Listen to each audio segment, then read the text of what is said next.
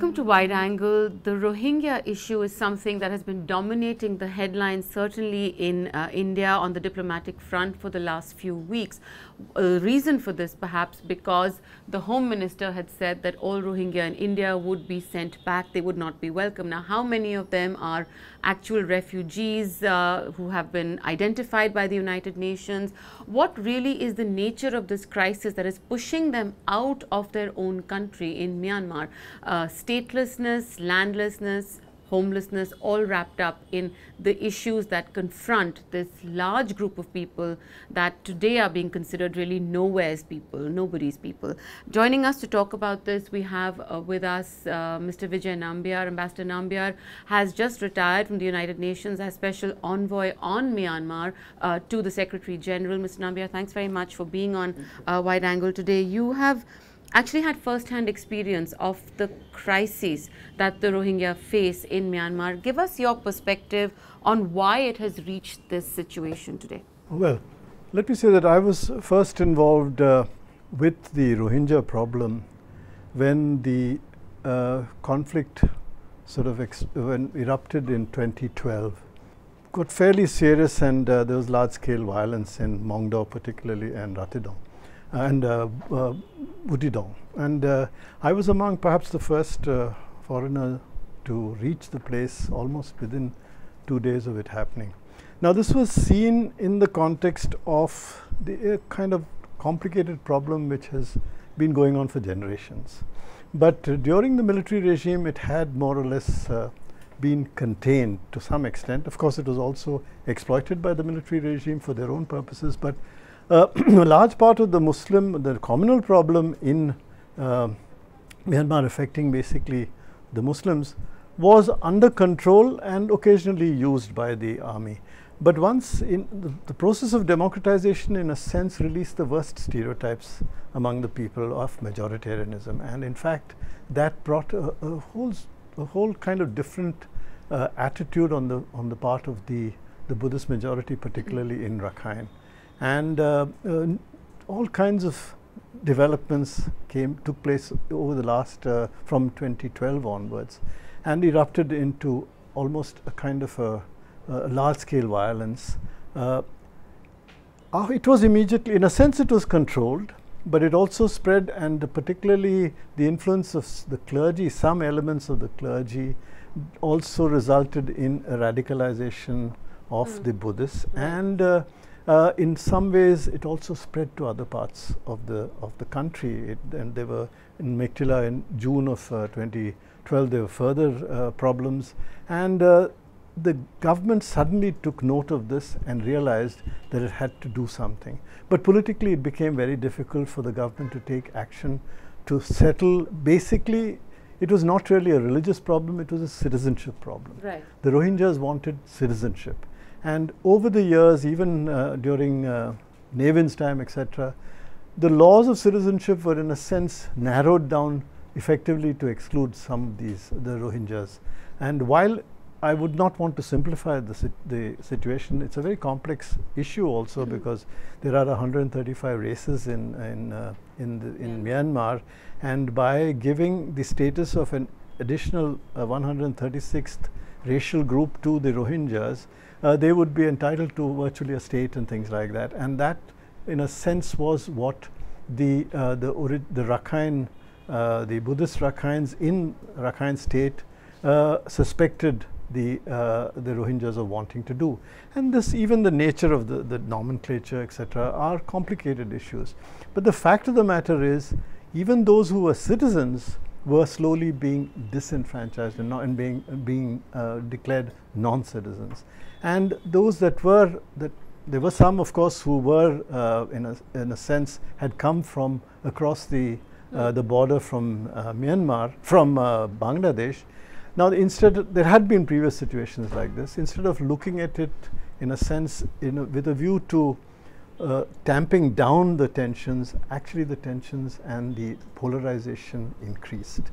Then the government at that stage brought in certain religious laws and things like that, which made matters worse. Right. And then progressively, in the elections that, in fact, that brought the lady into power, the the Muslims, many of the Muslims, not just the Rohingyas, but even others like the Kaman and others, were actually disenfranchised in the new election. So this, over the years, my involvement, as I said, was from 2012, and over the years, we have been looking at the issue from the political point of view, from the humanitarian point of view, from the point of view of looking at the larger developmental issues. So you made the point that after the 2012 the elections as well, when the lady Aung San Suu Kyi came in as state councillor, that many Muslims, not just the Rohingyas but even others, were disenfranchised. So this brings to us a quandary in a sense, because the international discourse today, while it's very much sort of concerned about the plight of these refugees and how they have no place to go, is also caught up in this reality that we talk about in terms of a security threat and radicalization that might be taking place.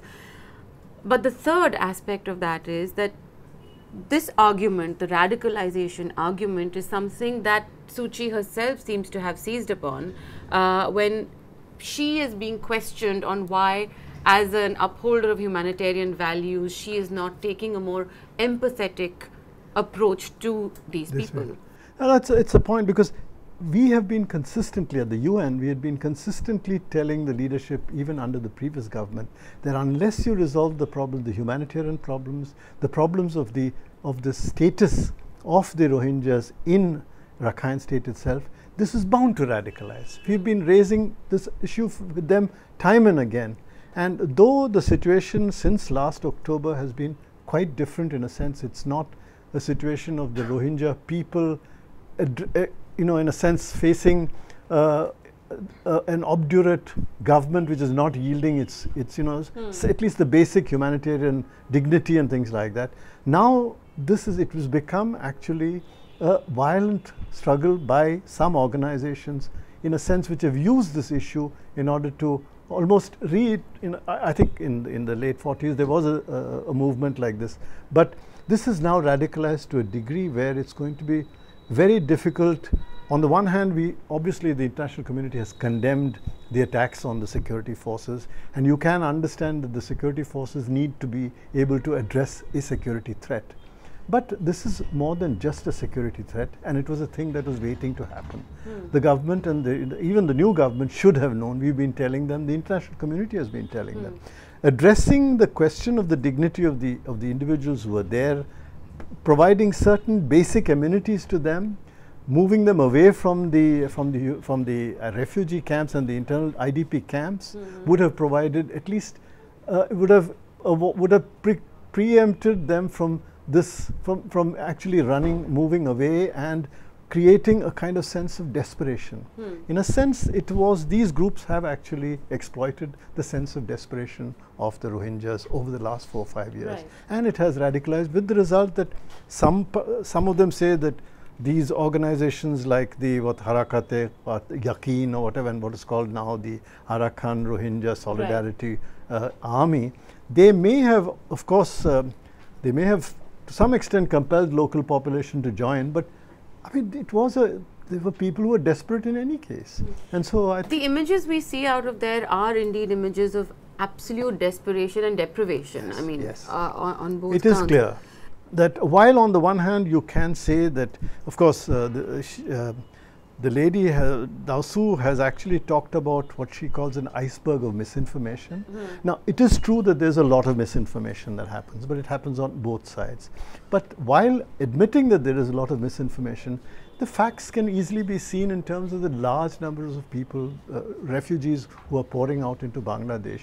Now, the current estimation is almost 300,000. Right. So it's it's almost a quarter of the population. So two questions are from there. You, in fact, one of the last statements you made as UN envoy to Myanmar was an appeal to Aung San Suu Kyi as well to, to speak on behalf of these people. Yes, I asked her to. It didn't go down very well with her. I asked her to, in a sense, to listen to her inner voice. I suppose that seemed a little too grandiloquent, and I didn't mean it to be that. But I also asked that in this kind of a situation, if she were to visit, because many of them were citizens of the place. They are residents in, and 95% of Maungdaw is Muslim, or whether they call them Rohingyas or not, even if you call them Bengalis, they are local inhabitants who lived there for generations. Irrespective of the security implications, you need to stand with the people, and if you would to reassure them that the dignity would be there. And that's the reason why I suggested that she should visit the place and reassure. Did you expect the backlash when you said that? Well, in a sense, I thought that it would be difficult for her for many reasons, but at least she could have made a public statement that I am willing to go, and said that I stand by the dignity of all citizens, which she has said in many ways now. So what do you think prevents her? You've had several interactions with her. You have a sense of what she stands for. Why do you think she's so resistant? I think that if there's anybody who can solve this problem, it is she, in terms of the political problem. Of course, the radicalization problem will have to be solved by the security forces. But the political problem, I think, even at this stage, it is rather late, but I think she can do it. She has the moral authority, she has the political clout to be able to go there. And in fact, what she needs to do is to stand for the dignity of every citizen, irrespective of religion, irrespective of race. If she were to say that, I think even the majority community, who have been driven in some respects by a fairly radical sense of their progress, they're being pushed out, etc., they would also be able to adopt a much more reasonable stand. I think she can still do it, and in some ways I'm hoping that the international community could do. What I was hoping was that the commission, the Kofi Annan Commission, would be able to, by appointing the Kofi Annan Commission, it looked as if she was looking for that kind of a way. Right. And in fact, she asked for Mr. Annan as well to be. Yes, but the information from Mizima and other places was, in fact, on the day of the report, the planning was that they would launch their attack virtually immediately after the report was submitted to Dawsu. And that, again, she could, I suppose that the authorities can take the view that they were preempted from trying to follow in good faith the report by this security problem which they have now. But I think that any government should stand up to this kind of and be able to segregate the security issue from the larger political issue. So I'm going to ask you to wear your old hat now when you talk about any government standing up for a humanitarian crisis, in a humanitarian crisis. The Indian government's response, or at least the statements that came out from the Home Ministry, the Minister of State for Home Affairs, very unequivocally said that there was no space in India for these people, and there was a security threat, they would be turned away. India is, a charter, a signatory and a drafter of the Charter of the UN, Charter of Human Rights. You have a situation where there are people in India who have UN refugee cards as well. What happens to them? Now, we've had the Prime Minister visit Myanmar as well in the midst of this crisis. What is the signaling from Delhi at this point? Well, it's not for me to be able to interpret that, but my own personal view is that while there is clearly a need for the government to reassure the Myanmar government that that India is with Myanmar in addressing the security dimensions of this threat, and that it is basically a question of sovereignty and things like that, that's fine. But you can separately also have, and you, as a country of India standing, you have to take into account the humanitarian dimensions, both of the situation inside Myanmar and the situation of the refugees who have come here into the country. And I don't think that it can be reasonably expected for India to actually put into effect the kind of suggestions which have been made by the Deputy Home Minister. But you have also the statement of the Foreign Secretary. I think Jaishankar did say that there is India would actually look at the humanitarian dimension also, and I think by and acknowledge the refugee crisis. The refugee issue, and I think that that in a sense there is a little bit of mixed signals, but I think that's partly politics and the fact that you have to deal with these things. At the same time, I think India is conscious that whereas there is pressure from Myanmar, there is also pressure from Bangladesh, and both are important countries in the neighborhood for India to listen to and to react to in a sensible and because reasonable Bangladesh has very clearly said it cannot take in any more refugees. It just doesn't have the yes. resources. Well, it's not that therefore India can become the natural haven of any, but this has been the reality inside India, and we have always been actually in a sense sensitive to the realities of a refugee situation, and we have stood up by our moral obligations. I don't think that will change. So did you find the Deputy Home Minister's statement somewhat alarming then? It was a little extraordinary, and it was different from what one would have expected in the normal course. But I see that as because the moment you in these kind of situations, damage limitation is often considered to be the first step. So this could be seen as a first step, not to, in a sense, get by your statements, increase the inflow. That's the normal kind of a reaction which political leaders have. And as you said, manage domestic political compulsions as well. Master Nambiar, thanks very much for joining us on Wide Angle. Thank you. It's been a pleasure. Well, we just heard Ambassador Vijay Nambiar speak quite forcefully about the fact that Aung San Suu Kyi should actually come out and make a public, empathetic statement about the plight of the Rohingyas, perhaps go and meet them as well, go to the regions that are affected by this violence. That's advice he had given her in the past, but it hasn't been heeded by the Myanmar government or by the lady herself. Taking the discussion on the Rohingyas further, and especially what India's response has been, I'm now being joined by Amy Kazmin of the Financial Times. Amy has just been to some of the Rohingya camps in Hyderabad particularly, and Kabir Taneja, Associate Fellow at the Observer Research Foundation, who's done extensive work on ISIS. Thank you both for joining us on a Wide Angle. Kabir, I want to actually start by asking you, one of the things that the Indian government had said when the Deputy Home Minister made that statement saying whoever Rohingyas were present in India were not going to be allowed to stay, they wanted to be sent back, there would be no more Rohingyas allowed in, raising the issue of security concerns. Now, you've done a lot of work on the threat of ISIS, the very real threat of ISIS in the subcontinent and recruitment. What is the story of radicalization amongst the Rohingyas? Well, it has happened. There are credible reports and studies both done from the ground, where cases of not necessarily international organization, not ISIS, not Al Qaeda or anything, but local Bangladeshi groups trying to radicalize Rohingyas in Bangladeshi camps, on the Bangladesh-Myanmar border. So that's the concern. That's the concern, because beyond that section of Bangladesh, if there is migration towards India, it's not very difficult to sort of, cross over to the boundary into India. Now, there are two cases, I think, that have flagged this for India at least. There was one blast in Burdwan in West Bengal, where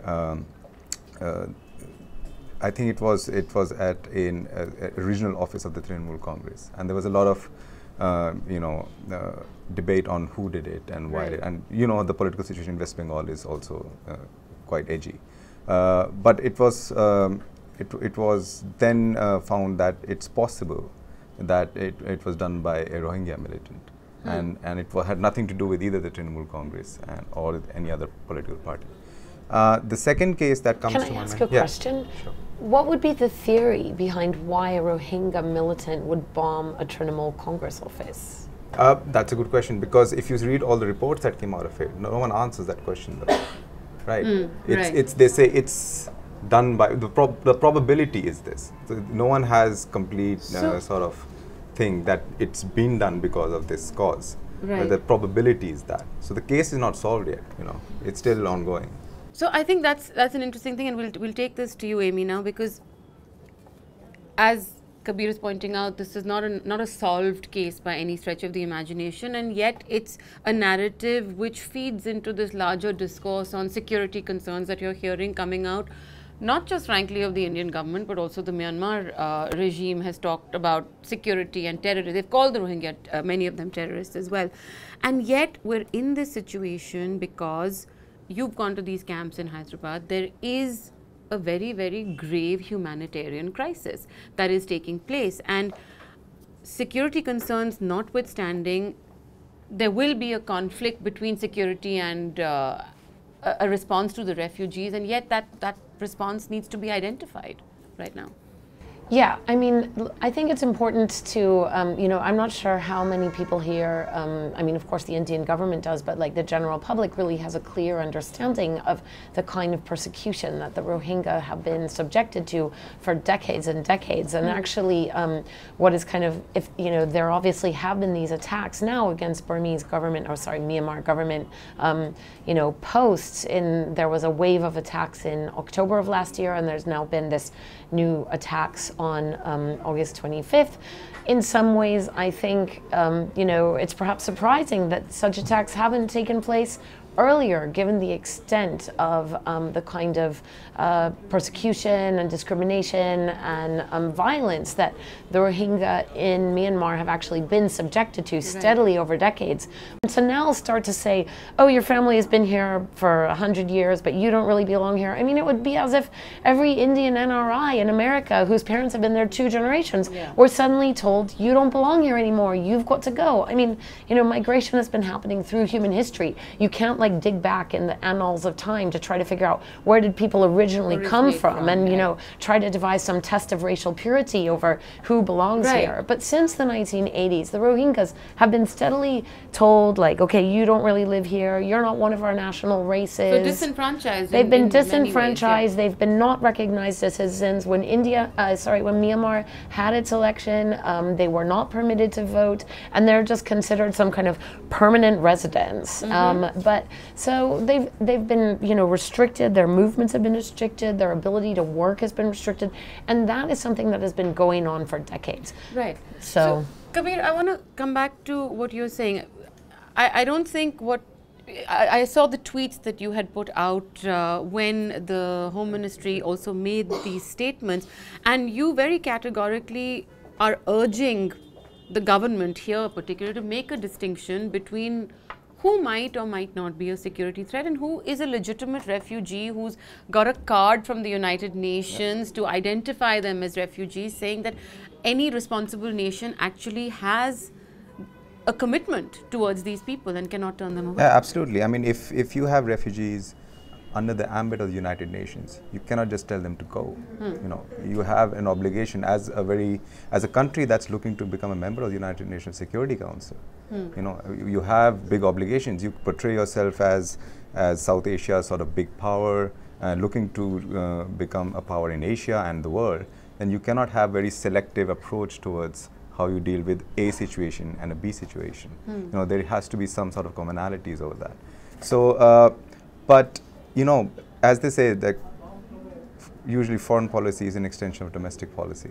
You know, so if you see the domestic politics as we have it today, even if the Indian government says, right, we are going to deport, let's say, for the sake of discussion, 10,000 Rohingya refugees, right?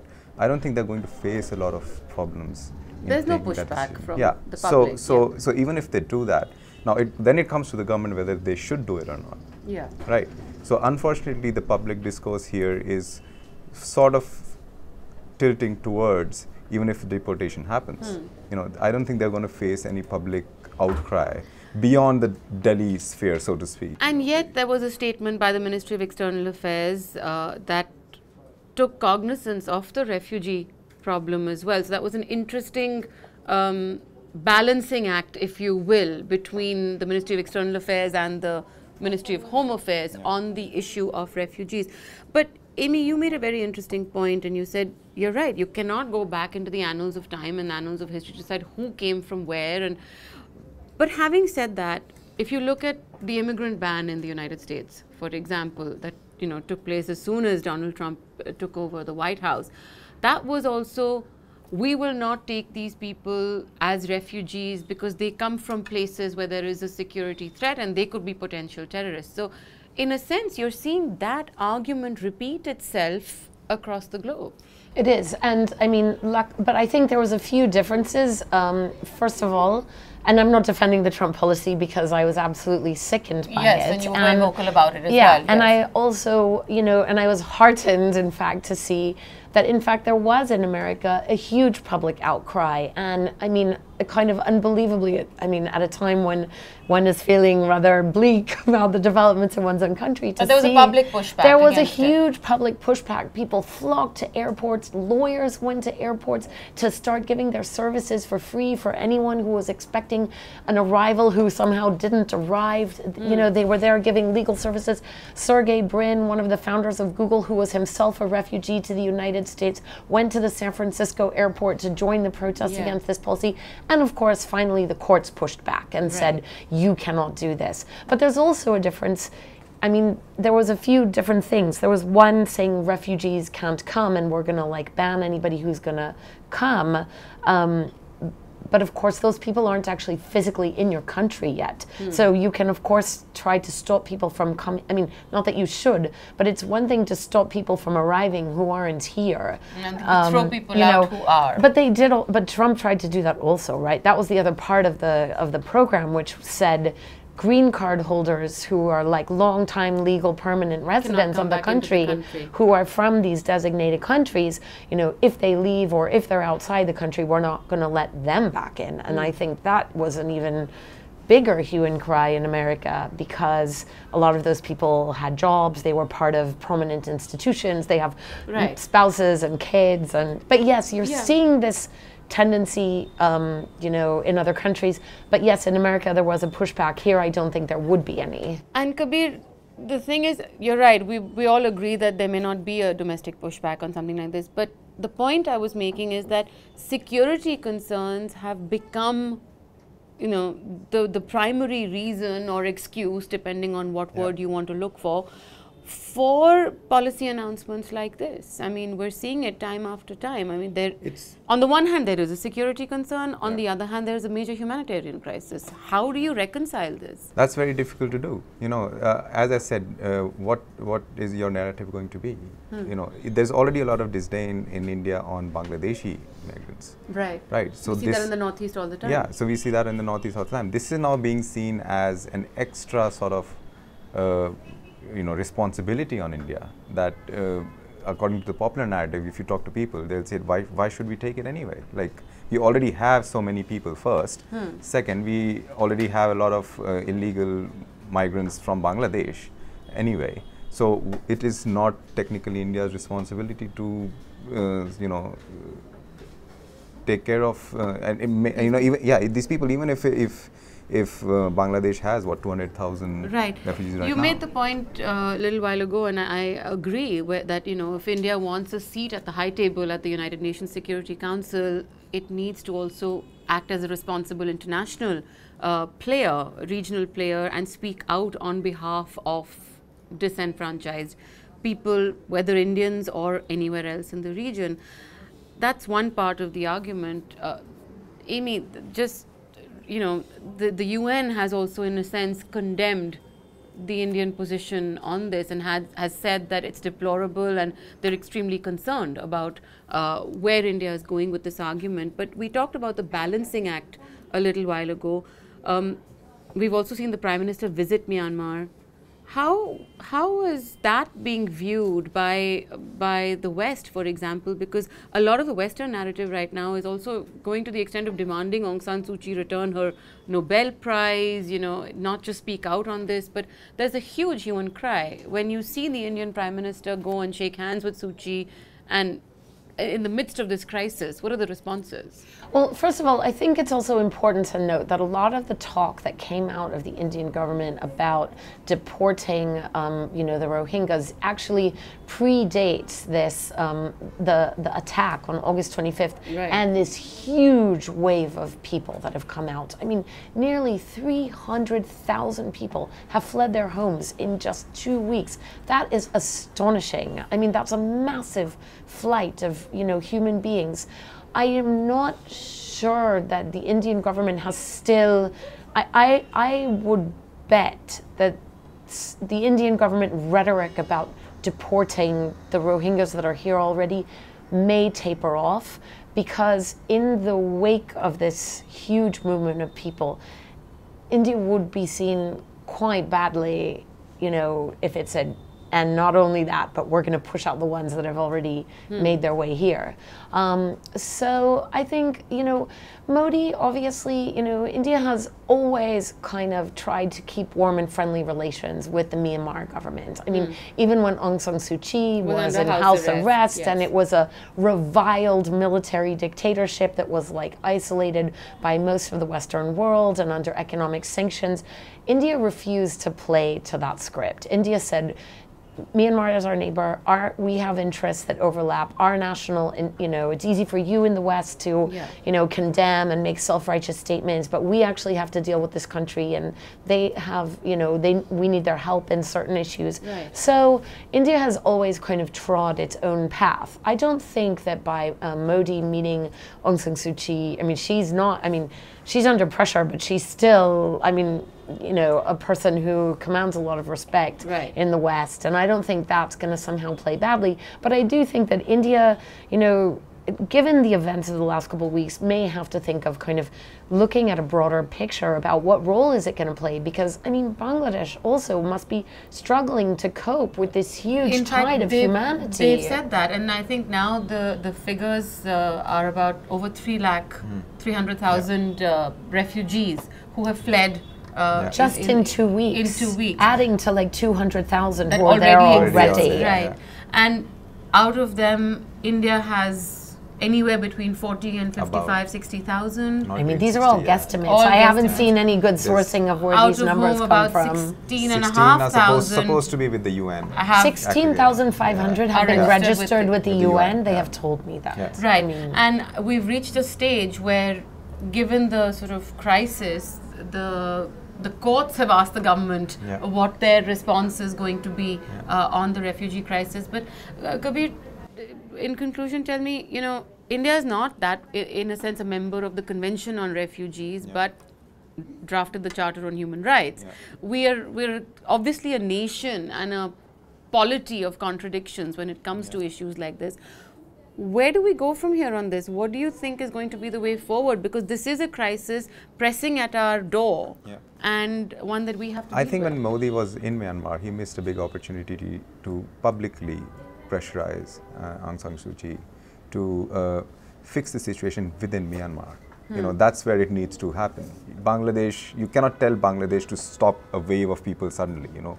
That's not going to lead to a very good outcome in any way or form. And Bangladesh is a very poor country, you have to remember that. People will get very agitated very quickly there if there's suddenly 200,000 people, you know, in the agricultural sector. Adding to the worries of radicalization then. That, and plus I think India has also sort of cornered itself when it came to the Myanmar crisis, because India has this, in the past 5-6 years, the narrative of no good terrorism, bad terrorism. Terrorism is terrorism. That's what they play with.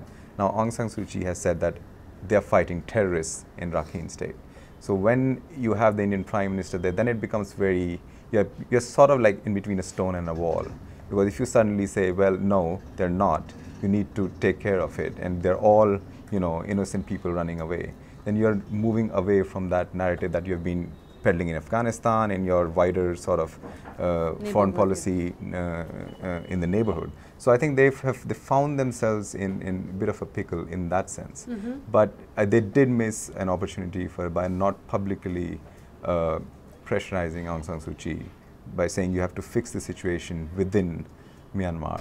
You know, refugees are fleeing because what is happening in Myanmar. You know, it's not, there's no external sort of factor. Pull factor that's pulling them towards radicalization. Because Aung San Suu Kyi is responsible for this. And I mean, I think that when, you know, you have talked about India at the high table, I do think, I mean, maybe India hadn't realized, you know, what was about to happen. I mean, it's happened very fast. But I do think, you know, India wants to say that it's the big power in the region and it's a big power in Asia, and here comes a very big and complex crisis. And I think people will be looking, you know, internationally at how does India act and respond? Does it play a constructive role? I mean, this is a true, you know, major international crisis. The numbers are just like that. And Bangladesh is a friendly country to India. Myanmar is a friendly country to India. So what role does India play to help solve this dilemma? You can't just sit there and say, oh, these are all immigrants, illegal immigrants, not our problem. Illegal immigrants, security risk, as the case may be. And I think one of the biggest challenges, and I'm going to conclude it at that, really is about reconciling security concerns with this very real humanitarian crisis that we have today. Amy and Kabir, thanks very much, both of you, for being on Wide Angle today. Thanks a lot.